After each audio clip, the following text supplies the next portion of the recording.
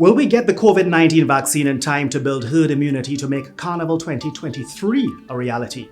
Maybe Trevor says we'll come up with a snake-based vaccine before the government procures one. Hey folks, Paul O'Halloran here with another wet blanket of what you go do. Here's a riddle for you. How many times can you drop the ball if you've never really held the ball at all? Yeah, I don't know the answer to that myself. On any given day, skimming through the news, it's easy to get the impression that the government's only true specialist skill is victimhood. The vaccine debacle is no different. We've been told the vaccines we paid down on in the COVAX facility, which was supposed to have arrived in mid-March, are now due to arrive in mid-whenever, who knows. And it's in the hands of our Lord and Savior. According to Dr. Keith Rowley, his government has once again been conspired against by a multitude of forces: the mischief-making media, unpatriotic opposition, chaotic COVAX facility, predatory conglomerates, rich countries buying up all the vaccines, the Indian High Commissioner, Joss Whedon. So it's the perfect time for another question. Who is responsible for sourcing vaccines for Trinidad and Tobago? Is it A, the Indian High Commissioner, B, the TNT government, C, Zack Snyder, or D, what was A again? Look, the vaccine mess is as tangled as a drawer filled with old charger cables, but I'm going to do my best to unravel the most important bits. Point number one. Why does it seem like we were caught by surprise? The whole world knew vaccine access would be a mad scramble, especially for backwaters like us. In the early stages of vaccine development for COVID-19, way back when they were still causing laboratory rats to grow gills, there was widespread international coverage about what would be required to inoculate a planet. The manufacture of billions of glass vials for the vaccines, cold storage technology, and transportation in hotter countries, wealthy countries buying up vaccines. These were all challenges widely broadcast and published. Yet, TNT still bet all its chips on one supplier, COVAX, rather than casting as wide a net as possible. We are only now talking to India, China, the African Union, not hearing anything more about that one, by the way. Why didn't we try to source several suppliers from the giddy-up, instead of just paying into the COVAX facility and then sitting and waiting for it like bread in the oven? Why wasn't the government on top of all vaccine-related developments, checking for updates the way you check Facebook every few minutes to see if anyone laughed at your stupid joke? It is ultimately the job of the government to keep abreast of all COVID-19 news. It is the responsibility of the Minister of Health, the Permanent Secretary in the Ministry of Health, the Prime Minister, to know absolutely everything there is to know about vaccines. This is what you were hired for. This is the job. But you know what they say, a poor carpenter blames his tools. Take this as example. Journalists are expected to become go-to experts for their beat, whether it's crime, education, or economics. They have to devour everything there is to know about their topic, cultivate contacts, have their finger on the pulse of every facet of their beat. Similarly, social media marketers must have in-depth knowledge of social media platforms, algorithm updates, new trends and features. In any profession, if you aren't on top of every development, you're buried beneath it. That brings me to point number 2, strategy. Getting vaccines required forethought, strategy, contingency planning, troubleshooting, and a willingness to follow every lead and kick down every door. Some of you may be familiar with Brazilian football legend Pelé, brilliant tactician, fleet of foot, and one of the pioneers of intelligent play. During the course of his career, he was the target of severe fouls. He was just too dangerous on the pitch to be left unhurt. What was special about Pelé was his dedication to studying his opponents, the game, learning how to anticipate what they were going to do, and always having a strategy to confront whatever style of play on whatever field he was on. That's why he's considered to be the GOAT. We're all in a competitive field of play in our respective professions. We have to be aware of our environment, know all there is to know, study our opponent's moves, and always have a strategy to be one step ahead of the competition. That's how you succeed.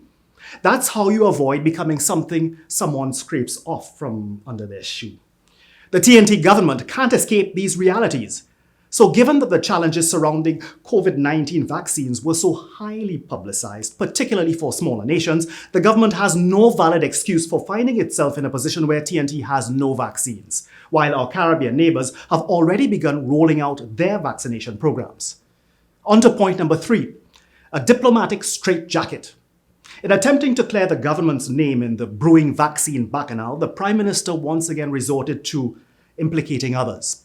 So on Conversations with the Nation, aka the Dog Whistle for Supporters broadcast, Dr. Rowley, known more for his technicolor socks and brusque manner than diplomatic charms, remonstrated Indian High Commissioner Arun Kumar Sahu to pull up his own socks with a very public dressing down.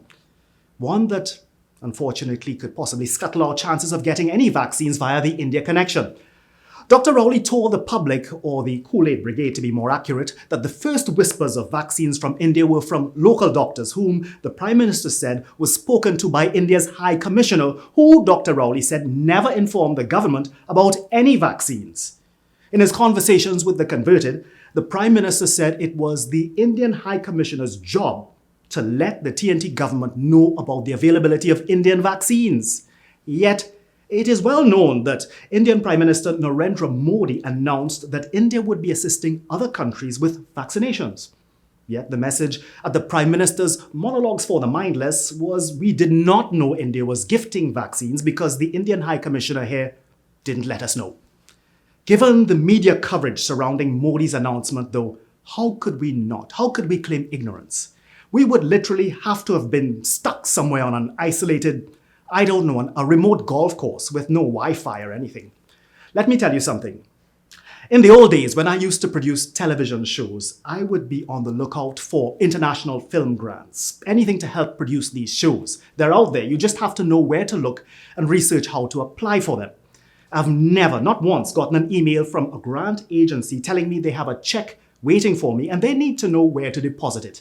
That would be the Nigerian prince.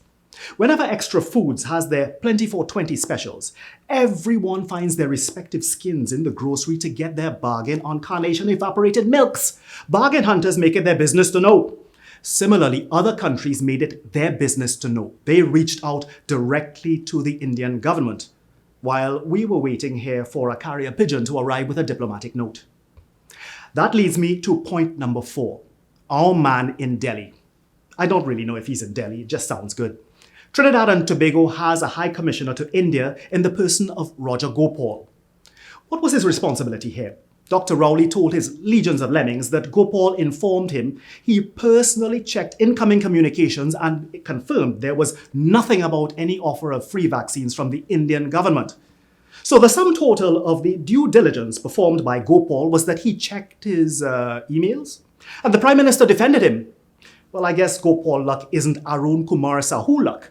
So Gopal's job is just waiting for an email or a call. If Roger Gopal is all the way in India just checking emails, he can come back home and do that much more cheaply in Port of Spain.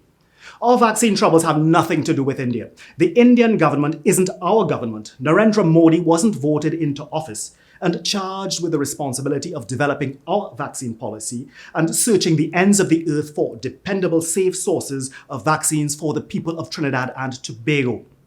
It's tough to shake the feeling that the Rowley administration is like a blade of grass twisting in the wind, having no control over the circumstances we find ourselves in, and not being assertive enough to assume the control that gets us out of them. Our Caribbean neighbors are doing exactly that. Yet, by Dr. Rowley's estimation, that can be considered begging. That's right. Our borders can stay closed indefinitely. The economy can crash. Bradang. Massey can be reduced to a vending stall selling detergent by the roundabout, but we ain't begging nobody. So that brings me to point 5, this begging talk. In the televised conversations with himself, the Prime Minister threw more shade than a samantri on a hot Sunday afternoon. Our CARICOM partners who hit Modi up did not escape. You see, when your tongue is a club and not a surgical instrument, your words are imprecise and their effect scattershot.